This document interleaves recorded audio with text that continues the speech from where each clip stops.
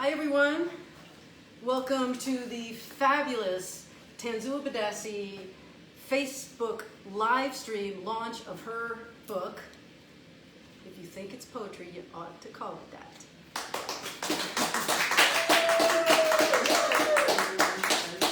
We're very excited tonight to be the first ones to hear fresh off the presses some of the poems that she's selected for you this evening. My name is Lori. I've been friends with Tanzua since about 2 weeks after she moved to Florida back in 1996. So we go way back, and she gave me the honor and the privilege of writing the foreword to her book. So I'd like to share that with all of you as our artist poet gets settled in and ready to do her reading.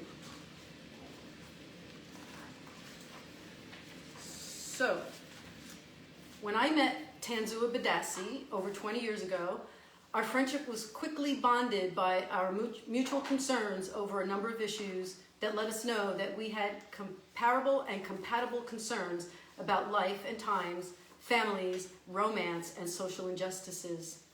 Tanzua spent most of her professional life as a social worker, closely tied to the types of human interest stories that most of us only read or hear about on the news.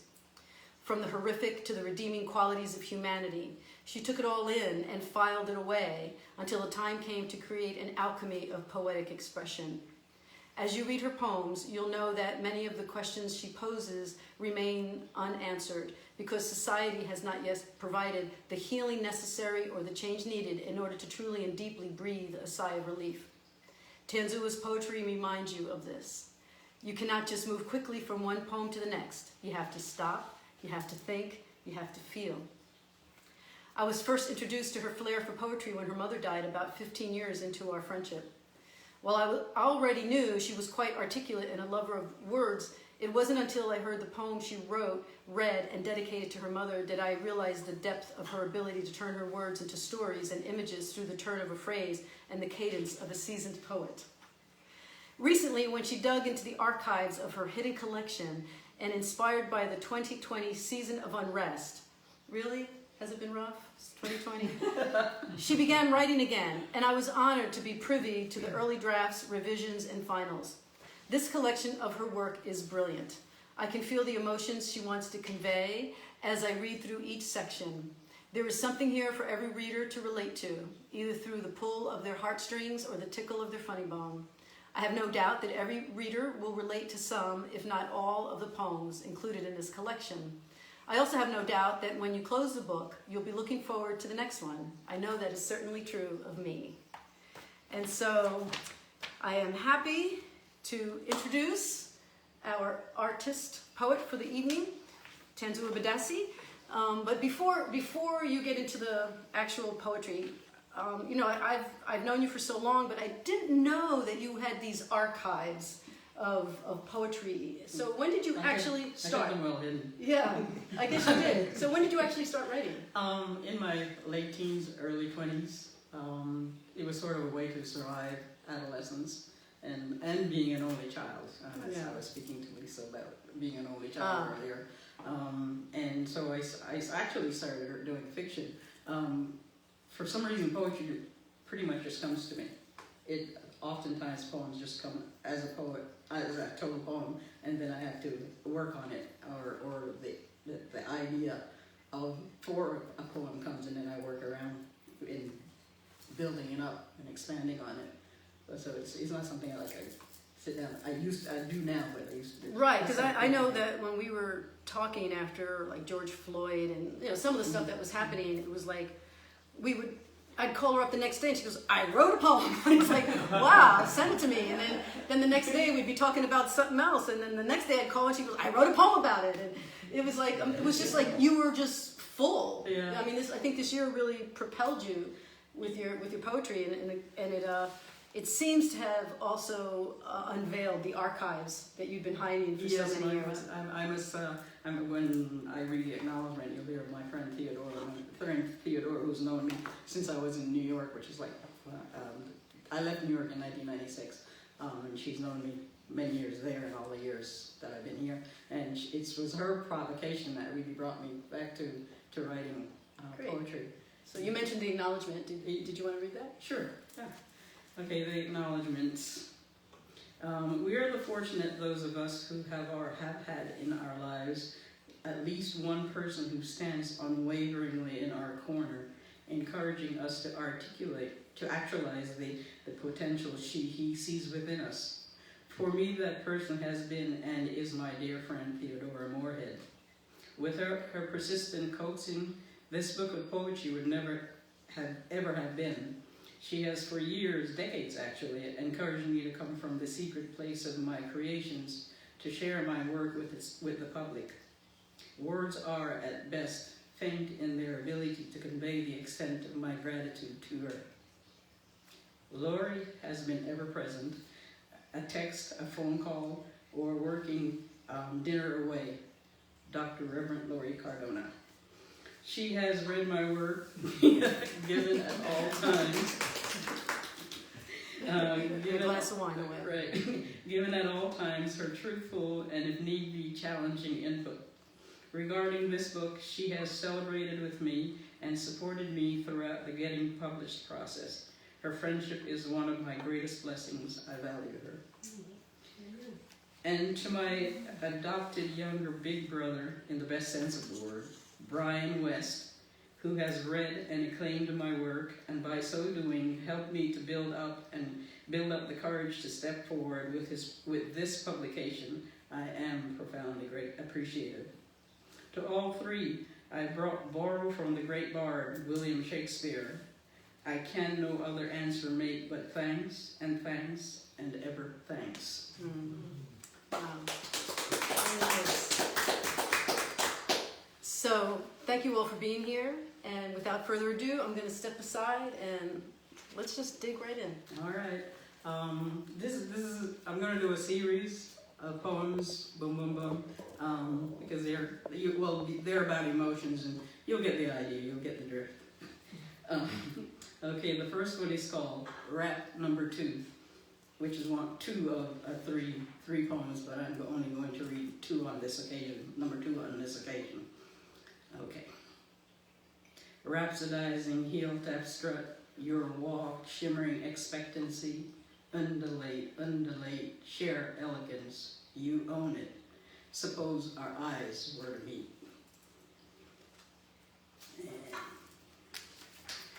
And the next one is called Laid Like Timber. Where did you come from beneath my skin like this, torrid between my simmering thighs? Laid like timber, lean across me, long against my slenderness. I want the well of you high beyond delight.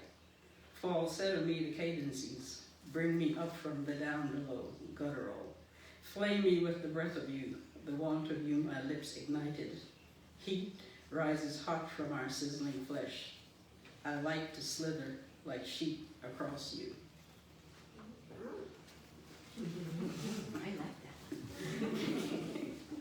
And the next one is called Sometimes. Yes, sometimes, my darling, I miss you. I miss you who knew me even as I lay transfixed in what must have seemed the eternity of my silence. And I think often, quite often, of us together sharing secrets never before told, of the ways we were when we were, communion deep, not a word spoken, embraces secure, scented sweet, giving fully each to the other. But now, my darling, I think of you with anger, anger that cries like a cypress in the wind, trapped within the gut a roiling cadence.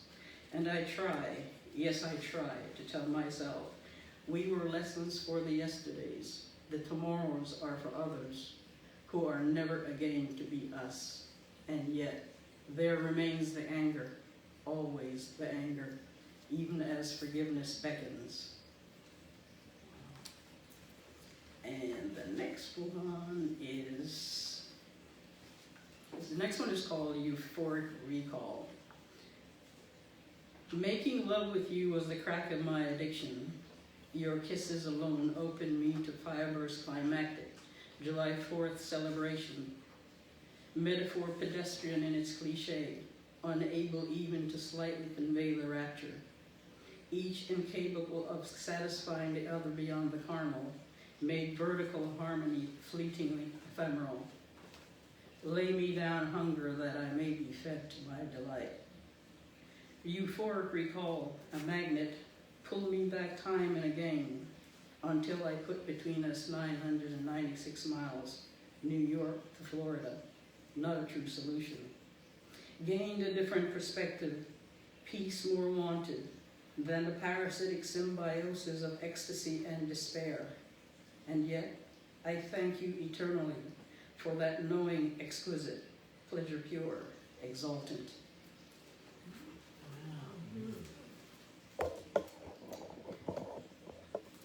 I'm going to we're going to do a little chit chat now because the mood changes completely after this. Right. So this would be a good time.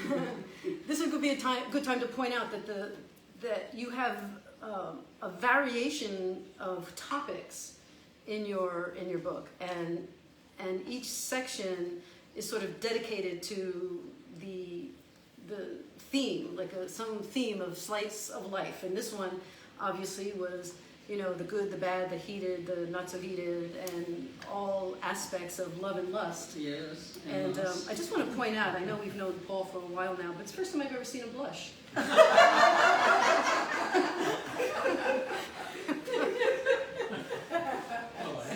Yeah. So, did you want to say anything more about any of those? Those were some of your archives, right? Those are some of your hidden ones. Yeah. From back in the day. Some of them are the euphoric recalls. Is a recent creation, having learned the term from you actually. Oh yeah, because I have some euphoric recall issues of my own. I just haven't written a poem of it. Right.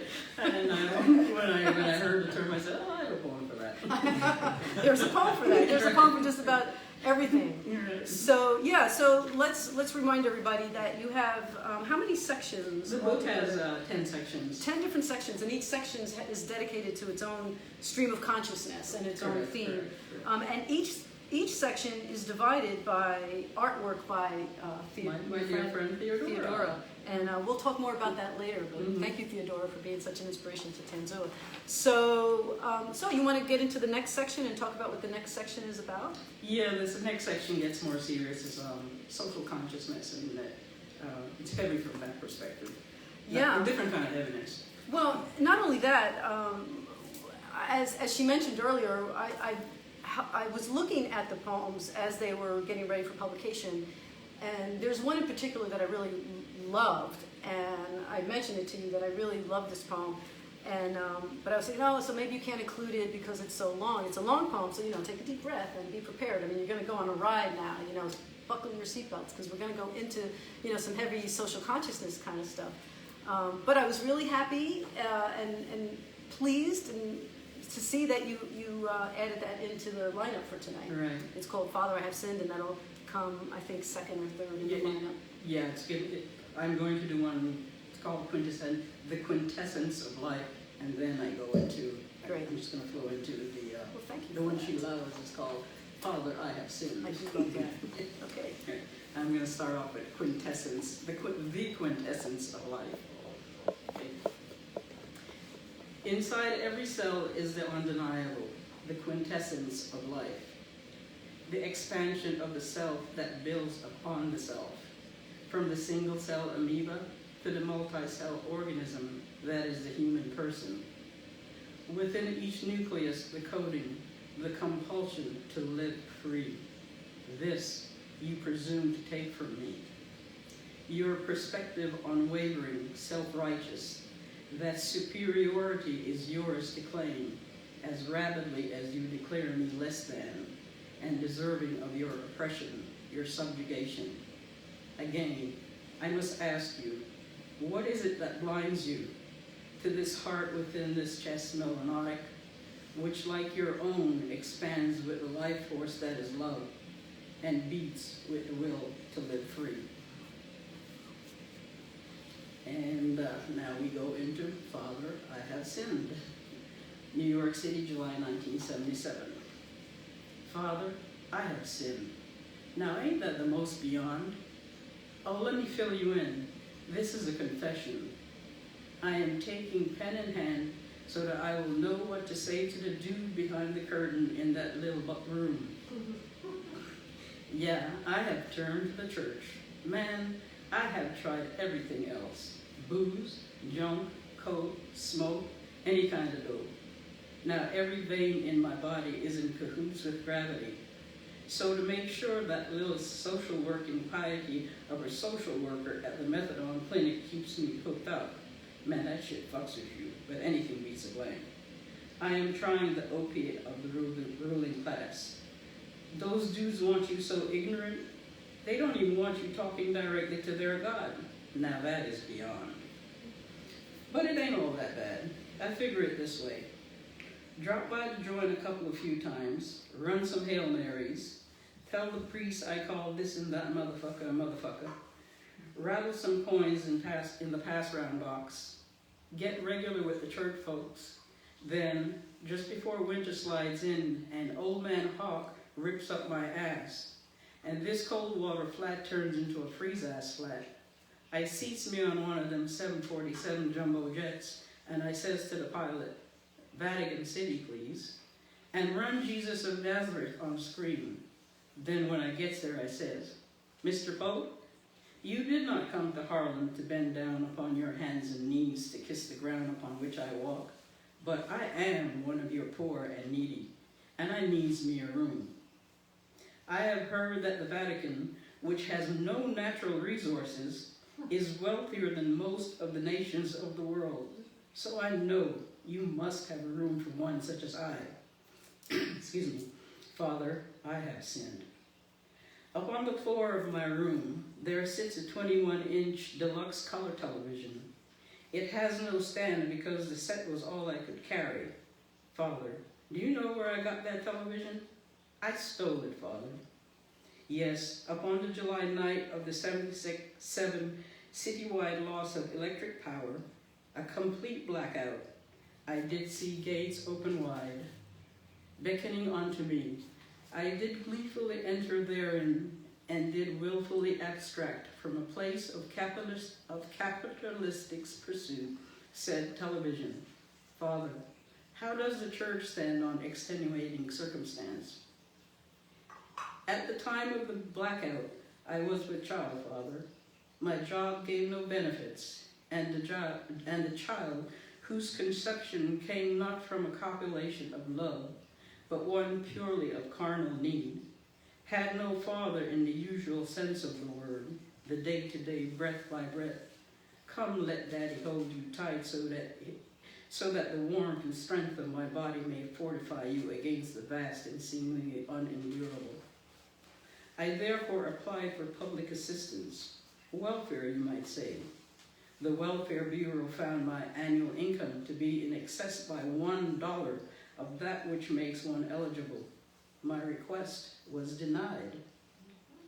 As I had not a child in whose name to transfer my life's possessions, then moved to Miami, I quit my job. Upon the aforementioned night, I did with deliberate aforethought take possession of the aforementioned television. Black can be an equalizing force. That said, Father, the taking of which I now humbly repent has given me much solace. The child which rode bareback within me, accomplice to that crime, did that dark and hellish night slip bloodily from my loins a definitionless mass. Upon the subsequent days, Father, when I did lie alone upon sheetless mattress upon frigid floor, recovering, that television gave me great comfort, for I did see the beauty of love as it unfurled on the antiseptic lips of lovers, chaste as lilies of the fields. And there in my singular room, which sun has never visited, and heat only to plant its white flag of surrender to cold's conquest, I watched the splendor of man as he sailed on skis, gleeful, down sun-drenched mountain, splendiferous, covered with snow, pristine. And I did exalt in mankind. Subsequent to that, I did again, weak and insufficient, remained lying silent, absorbed, as a man, pink of jowls, filet mignon fed, robust, a hound dog of a dude, berated the hooliganism of me and my kind for our dastardly deeds upon that July night. The television had spoken. And the word was, contrary to common belief, the culprits of that night were not the unemployed, but were by statistical visibility participants in the American dream, upholders of the Puritan ethic. The television further stated, the perpetrators were people of means, earned on average $7,500 per annum, truly mean, $144.23 per week, a resident of New York City, circa 1977. Consequently and conclusively, there was no justification, none whatsoever. And said man retracted his initial liberal knee-jerk understanding, just as the 70s retracted the 60s, which was but a déjà vu of the 1867 era of Reconstruction. Then the commercial told me, if I knew and cherished excellence, as a roach scampered across my lips, I should have a Bex. The same man of filet mignon fed jowls thereafter trumpeted he was going to court, the highest in this land of constitutional opportunity, the Supreme Court, to challenge the denial of his son's admission into one of the nation's medical schools. He declaimed it was a case of reverse discrimination. That is, discrimination does exist, but his affirmative action would be second to none in the prevention of said discrimination against the human rights of him and his kind. And furthermore, the Equal Rights Amendment be damned. Therefore, Consolidated Edison had better maintain peak efficiency, as no more blackouts would be tolerated. For me and my kind had irrefutably, yes, irrefutably, demonstrated our inability to act in a civilized, cultured, status quo, mainstream manner. Father, I was struck with contrition. And as I kneel here, penitent before your grace, I must humbly beg forgiveness, for Father, I have sinned. But please, please, Father, do not ask me to return the television.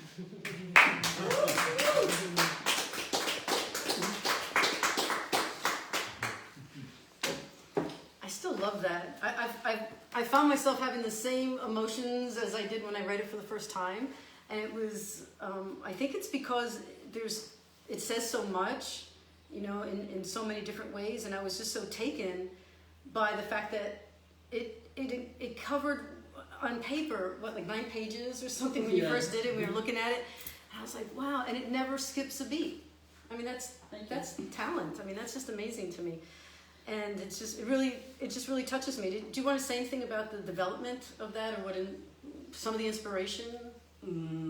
That was back when I was living in New York, and what was going on at the time? Well, as it says, the blackout had occurred. Right. And pretty much like what you see now with the looting and what have you, and people saying like, why are you behaving like that? Why are you doing that? And there's a circumstance around people's behavior, and it evolved out of that. Yeah, and I think reading the poem, and as I said in the beginning of my foreword, that you can't read it just once. I mean, that particular one, I think you have to almost dissect it in parts to really get everything that's being said in there, because it's packing lots of punches of important information and emotion and feelings. And what about the previous one, The Quintessence of Life? Did you like to say anything about that one? In terms of what your inspiration was? Well, you know me, so I suppose I should articulate to everyone. I have this obsession with, like, what is it that makes humankind, have the need to oppress others, and to subjugate others. And that's my constant preoccupation. And that poem came out of that. Yeah, which leads us to the next poem, which asks the question why, and it's another really powerful one. And a long one. And another long one. So I just but it's fine, because if you're really listening, you're getting all of it. It's like, it could have been longer, you know. But I love how it ends with the TV. I mean, I just love that, you know. Do you still have that TV? No, don't tell us. Don't tell us. That was just artistic license. I know. Don't tell your secrets. Right. But I do want to let you folks at home know, and the people here with me, that we will be having a question and answer period after she's done. So when we're completely finished with the poetry reading and the information that we're going to be giving you, we'll open it up to questions. And by the way, I apologize. I did not say thank you for joining me, and I'm really honored that the people here have come and that you have taken the time out to do this. So thank you, thank you, thank you. Yeah, we have a small little COVID group here, socially distancing, and we knew that the best way to bring all of Tanzua's fans and loved ones together was to open it up this way. So the question why, yeah, let's see if we can find an answer to that. But in fact, as I also said, some questions just aren't answered. And this, I guess I should probably tell you also, this is more poetic narrative than pure straight poetry.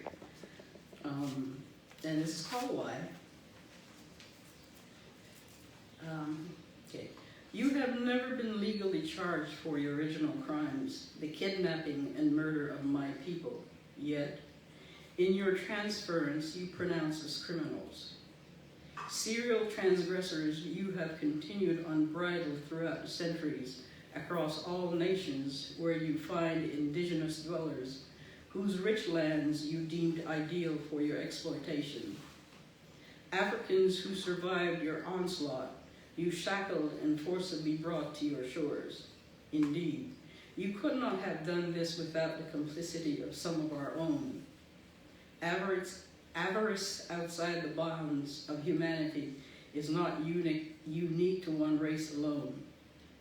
You enslaved and brutalized us physically and mentally for 244 continuous years for your economic profit.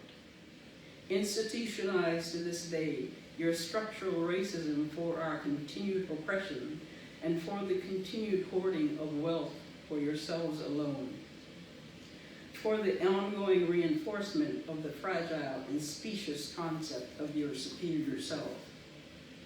You reconcile your acts of inhumanity. Make us the boogeyman of your psychic terrors. Designate us the receptacle of your internal fears, hatred, darkness. It is said the mind creates in order to maintain its sanity, its wholesome self-image, explanations of comfortable acceptability in the face of depraved amorality. You proselytize against our humanity, mock and belittle what you interpret as dysfunction and retarded industrializations. All nations whose people you are not pigmented, all nations whose people are not pigmented like you. Shithole countries, your invective. Disregard that you have appropriated for yourselves the natural resources of such nations, everything of value, all that you found marketable, that you found desirable. Reinforced by the Berlin Conference of 1884 to 1885, the treacherous design of colonizers and their multinationals to divide and conquer African nations and their children to ensure forever the defeat and domination, their defeat and domination, the never-ending drain out of Africa, its money and resources, the truth archived from present-day knowing. On securing its independence from France in 1804, Haiti had to pay to the government of France and its slaveholders today's equivalent of 21 billion US dollars for the theft of the slaves' own lives and the Haitians' land the slaveholders had confiscated for themselves. The reparation for descendants of American slaves is, however, resoundingly disparaged. Rewriting the history books, you justify your decimation, rape, and unending subjugation, proclaiming righteous indignation when questioned, obfuscating that you have been a pandemic to all our people. the Attorney General serving under the 45th President of these United States of America states, with unconscionable insouciance, the victor gets to write the books.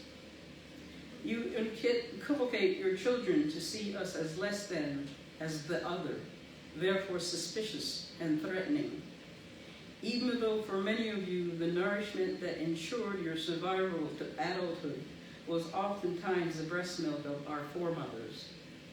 You castigate us, label us with pejoratives of lazy, even though the sweat and tortured labor of our bodies is the engine with which this nation's wealth was built. No good. Though we embrace your Christ and sometimes hold more tenaciously to his teachings than do you, even as you quote the Bible to justify our enslavement. Know-nothings, wantonly killing our own. Yes, some of us have internalized your propaganda that we have no value. Stockholm Syndrome. Scientists report that species, when unrelentingly and unescapably overwhelmed, overstressed, unceasingly deprived, can cannibalize their own. Lacking in ambition, yet, when we create communities of economic viability and independence, like Greenwood in Tulsa, Oklahoma, 1921, known as America's Black Wall Street, you massacre, you plunder, you pillage, you decimate, you raze, you segregate, you scapegoat, you lynch, you Jim Crow, you gaslight, you hoodwink, you obfuscate, you camouflage, you delude, you deceive, you lie, you steal. You block, you divert economic access, social access, upward mobility, wealth accumulation, educational resources. You incarcerate our youth, our males, for less than even the allegation of an Emmett Till moment. You flood our communities with drugs and guns, then imprison us for being druggies, drug lords, gangsters. Methamphetamine and AR-15s, your come around, what goes around. You murder our Malcolm, you murder our Martin, you murder your John, you murder your Bobby. You murder our freedom fighters. From ever you landed on the shores of our homeland, you have been murdering us for living while black. Your years of unrestrained terrorism have bred among us opportunistic anarchists, have multiplied exponentially the buildup of nihilistic rage. And you cry out, why do you behave like that? Loot and destroy, pillage and plunder. Ancestors, can I get a witness? You redline us, you pigment line us in ways we are not even aware of. Your goal, covert and overt, always to keep us down and out. You have perfected the art of the first transgressor, get in and out without detection. As with two children, where one child delivers a first blow, the second child retaliates. Fixating only upon the second child, you engage, pass judgment, and scold that child about its reprehensible character. With Machiavellian cunning, you ensnare us in the juggernaut of your criminal justice system. You hyper-vigilant police us, methodically, capriciously stop our cars, especially if a luxury car, engaged in assaultive entrapment, finding a knife used on fishing trips located in a tackle box in the trunk of our car, you arrest us for carrying an unlawful weapon. Guilty as charged, proclaims your judge, the Darwinian dark spider of your Kevlar web, signing off on our arrest record, sentenced for life. You fast-track the construction of your prisons, which you packed are overflowing with our bodies. Militarize your police to reinforce the infrastructure of your supremacist agenda. Disinvest in our communities, lay waste our schools, devalue our real estate until gentrification suits your purpose. Gaps of time on our resumes you habitually and reflexively view as suspect. No taking a year off and backpacking across Europe for us. When hired, you pay us a fraction of what you pay your own. You weaponize your pigmentation against us even as we simply birdwatch. Threaten us with police intervention and fabricated allegations, because you can. With impunity, your police officers act as our judge, jury, and executioner, having assimilated into their DNA your intent spoken and unspoken. Knowing at your core you value and depend on their murderous malevolence, they act with indomitable certitude that justice, seldom considered, will, in spite of videotape evidence, be denied. Your officer Derek Chauvin's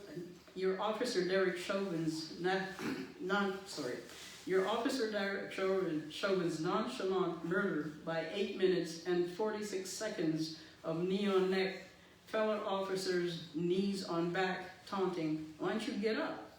2 minutes and 53 seconds in to a non-responsive, hands cuffed behind back, belly down, face smashed into pavement, George Floyd. No longer able to cry out for the 21st time, "I can't breathe."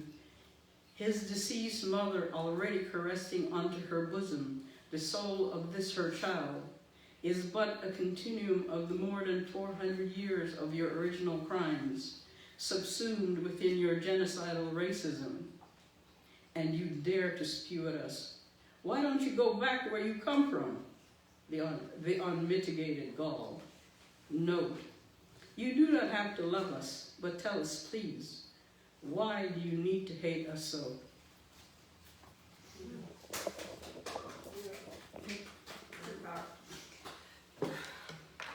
So the whole time you were reading, I kept thinking, that's my favorite part. Yeah. And then then I'd be like, no, that's my favorite part, because there's so much important 400 years worth of stuff in there. And I love how you brought it to 2020. I mean, we started with, back then and in the middle between then and now, and then now, the bird watching in Central Park, and George Floyd not answering the question, and leaving us with that rhetorical, always unending question of why. And I have to quote one of your friends here. You've been getting a tremendous amount of response. I just want you to know. But a friend of yours by the name of Linda Carroll Pierce said, "Speaking to truth to power brilliantly," and I think that's exactly what occurs in that piece. So, thank you so much for bringing so much of your impassioned care about society and injustices to a place where we can read it, and I think and hope that people who do not have your experience can still understand it because it's so well spoken. That is so one of my deepest hopes. Exactly. Yeah. And that's with great thought of everything that you're aware of and that you yourself have been through, to be able to articulate it like that. I just think it's brilliant. So thank you, Carol, for letting me plagiarize your comment there. Speaking power to truth so brilliantly.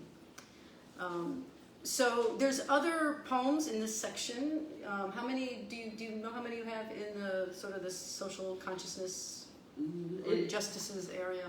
No, they are. I don't offhand. I did not count how many, but they're offhand. They're pretty much the longest poems in the collection, and I have them split up. There's some at the beginning and some at the going towards the end. Well, unfortunately, if things don't change, you'll have to have extensions of these poems, and let's hope that life does change and that you can write a different kind. Right. So speaking of a different kind, there's also the other side of you that is searching within to find answers, just on a spiritual level and an emotional level, with dealing with social injustices and all that. And how do we accommodate that in the face of everything 2020 has brought us, and 400 years of injustices have brought us, and that comes from, I think, from having a spiritual practice. And you have been very diligent in pursuing what we both call YouTube University, and finding teachers there and inspirational teachers who have helped you work on forgiveness issues and just so many things that I've seen in the past few years that we've been sort of really spending more time together. And also, Tanzua is a part of a weekly class that I teach on Thursday nights, and I love this poem that she did so much that I created the entire class last week around it, because it certainly encapsulates everything that the course that I teach is all about. So, is there anything you want to say about the previous poems before we go to this one? No, I'll just say also this shows you that I've been a good student. You bet. A plus. A plus. This one is called "We Are Each Other's." Resonant with God the Divine, each one of us a melody unique, beauty individual, singular expressions of the Most High. All organisms, the smallest to the last of us, orchestrators essential, caregivers for each other's planet Earth and all within its domain. Never should we ever forget from where we came, all from the one in the beginning. We are each other's, and only in concert will the grand symphony again play harmonious. That's lovely. So this is the point at which we're done. You're done. Yes, I'm done. With your actual poetry. Right. Is you sure there's not another one you want to throw in there? You're done? You feel done? You guys want to hear more? Sure. Of course. I think I'm done. You think you're done? Okay. Well, what I would like to do now is to come back, if you don't mind, come back to Theodora. Mm-hmm. I believe she's online with us. Yeah, I believe she was. And the book cover is Theodora's artwork, and every section of the book begins with one of her original pieces. And she was very kind and generous in giving these pieces to the book. And they're really, I find them fascinating. I think they're very beautiful. I'm sure they're in a gallery somewhere, the originals. Yeah, in St. John Virgin In Island. St. John Virgin Island. So would you like to tell us more about Theodora? Yeah. This is the front of it, and this is it in black and white. She works predominantly in black and white, which is my love. And this is information about her in particular. Theodora Moorhead is a self-taught visual artist born in St. John Virgin Islands in 1943. She was educated in St. John, Puerto Rico, later New York City and Virginia. Her journey as a visual artist began with what she described as doodling in black pen to pass the time. Her friend Patricia DaCosta one day happened upon the results, recognized the innate talent, and encouraged Theodora to further develop her work, which thankfully she did. Her work progressed from partly representational but surreal drawings to more purely abstract, done blindfolded, with black pen and marker, which she said increased her feeling of artistic freedom and enjoyment. She makes initial shapes on the page until the spirit tells me to stop. Then she completes the work more cognizant, pulling from the creative well within. Theodora has been generous enough to permit me to include some of her work as part of this, my book of poetry. Her work, I'd like you to know her work is available for purchase, and to that end she may be contacted at her email, which is here in the book.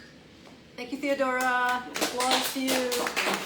Beautiful, beautiful work, really. I don't know if you guys have had a chance to thumb through any of the book. So we're going to open it up to questions now. Does anybody, we have folks here. Anybody here have questions? Lisa. Again, your poetry is obviously comes from within. You know, write about what you know. You did it. And it's beautiful. Thank you. My question is kind of two-part. Was, at the time of the writing of each poem, cathartic, and also is tonight actually, you know, having the book created and all these amazing stories out there, is that another level of catharsis? Yeah, question. Yeah, that's a very good question. Yeah, I would say yes. Yeah, because the name of the book actually is it's sort of my question to myself: is it really poetry? And it's like, if others think it's poetry, then it must be poetry. So yes, this is like doing this and being positively received. Yeah, of course, yes, it is another, absolutely, definitely another level of catharsis. That's Wonderful. Thank you for sharing it with us. My pleasure, my absolute pleasure. And thank you for those of you who have supported me in the long, painful process. Oh, it wasn't painful, it was just frightening. I'm watching to see if we have any questions from the live streamers. Feel free, I'm monitoring, so feel free to send a question. Any other questions here? Pam? At the very beginning, I believe you had mentioned how your poetry came through you. You know, that it just came to you, and then you would work with it. But do you feel like most of your work was at the moment, or it just came at the moment, or after a lot of contemplation and It's actually a combination of both, because yeah, as I previously said, some of the stuff just comes to me, boom, the whole poetry. Like I didn't write read the poem when my mom died, and I wrote her a poem. It's a fairly long poem, but it sort of all came to me in one. Do you stop right then and there though and put it down? Yes. Okay. If I don't, I lose it. Okay. Yeah, and then there are other times when just I write by my way of. People used to laugh at me. Call me and say, "What are you doing?" I say, "I'm lying down thinking." But that's how I create. I vegetate. I lie on my couch and I just pull things out and look at them, and then some idea strikes me, and then I work on it. I develop it until it meets my liking. Angie? My questioning was along the same line, because I'm fascinated how creative and talented you are, Thank you. and yet we walk amongst each other in an analytical, logical way. Mm-hmm. So would you say that this is obviously a calling, but is it to some level an unconscious message through dreams, or is it Not through dreams, through because your reaction to political mayhem is anger. I hear the anger. But how do you interpret that to ease that creative outlet? Right, so you get the question is like, the anger is put out poetically, so it's a work of art, Yeah. and yet we still understand that it's coming. So yeah, That's what I was thinking about as far as the catharsis, because Yeah. you know, it Yeah. just it's like it explodes out of you, and you are obviously, I don't know if you consider yourself, but you're an activist. Mm-hmm. And Well, I sort of step back because I'm not going to go in anybody's. I'm not inclined to. I'm an internal person. I'm a very private, very internal person, and these are thoughts that I have, and these are how they're expressed in me and through me. So you don't have to go out. You won't be out there on the marching or whatever. But you're. This is my contribution. Yes, Yeah. yes, and Yeah. it's so it's amazing the how you present things so succinctly and beautifully, even in the pain. It's just amazing, and to me, that's an amazing way to be an activist. So. I say, But I just it wanna may know- be poetry. It is poetry. It is poetry. But you are an activist poet. you're an activist poet. But did she answer your question? Well, what do you dream about? Where do you get this information from? As I said, I lie on my couch and I vegetate. And Yeah. It And just- it comes to you, Yeah, it or, comes to or me. is it a physical, chemical reaction? No, it just comes when in a vegetative state. Ideas come to me, and It's I thought, wow, divine. I want to work on that. But some comes like, but then some I have to dig out and work at. Well, thank you, because it's, your expression is allowing me to feel what you're seeing. Yes, Yes. yes. Oh, That's, thank you so very that's much. what I get out of this too. Yes. There's so much emotion that's being evoked from the reader, not just from you, but from the reader as well. Right. Yeah. And I can only speak for myself, but you had said that you started out with, why do people basically have to attack somebody else in order to feel good about themselves or whatever? Mhm. And what you put out there is so beautifully done that, and it's still, it's very powerful, very strong, and anyone who is listening, and I'm sure this is exactly what you're saying, it cannot not be moved. Right. Mm. If you're not listening, you don't have ears to hear or whatever, who knows? If you're not moved, you're not listening. That's exactly right. If you're not moved, you don't hear. Right. Yeah, so that's my activism. Yes. I've been successful in getting people to feel and to reconsider and to be moved. So we have a question from Pam Reed. Oh, hi, Pam. Pema Reed. It Hey, says, Pema. we have, hey Pema. Mhm. It's funny because we have a Pam here, Yeah. and sometimes when we're talking and we start saying Pam, she will say, well, which Pam? My Pam or your Pam? That's how we differentiate.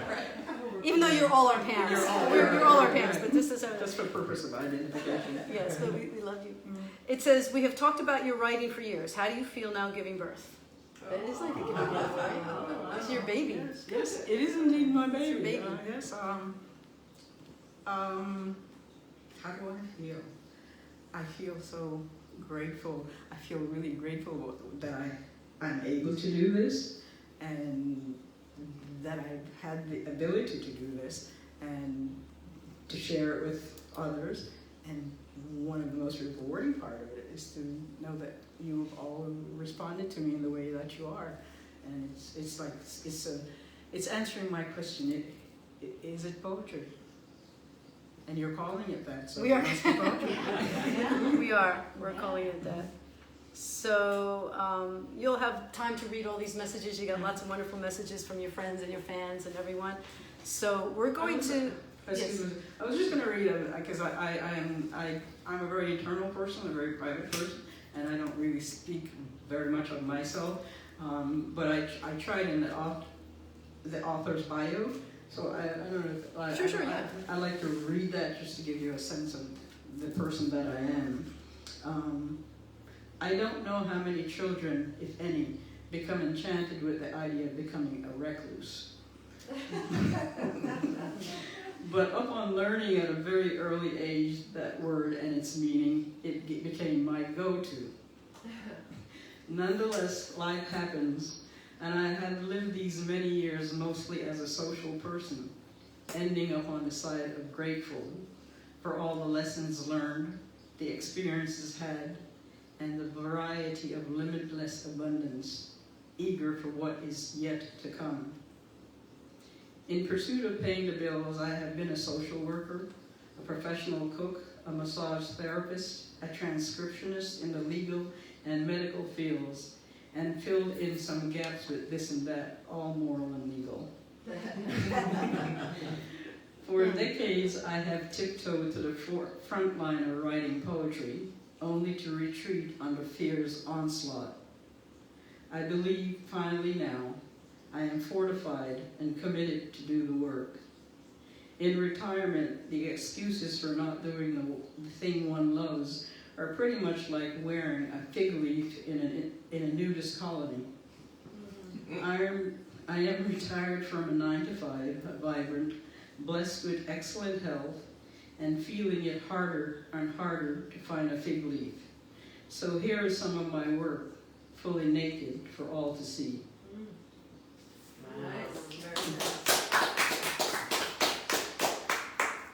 And now what everyone wants to know is, how do we get this book? Yes. How do we get this book?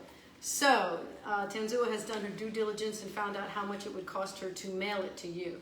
So, if you want the book, you scroll down below this live stream and you'll see a link that says PayPal me. When you click on that, it'll go straight to her account, and you'll put your name and address and how many books you want. They're $20 each, and that will cover the postage and the personalization of the book. She's gonna sign it for you and send it to you. So it's $20 in the mail, and that'll be through PayPal Me, through Cash App, and through Zelle. And we're gonna have all those links on the page. We'll repeat the PayPal Me link as well when we go offline. We'll have all those links on the page so that you can order your book. So make sure you tell her how many books you want and your name and your address, mailing address. You're right. Yeah. Yes? Yeah. To my, because you send them to my email and I'll get them out to you post haste. So thank you all for being here. We appreciate you being here. We appreciate you, Tanzua, so much. So good night, everybody. Thanks for being here. Thank you for inviting me. Thank you.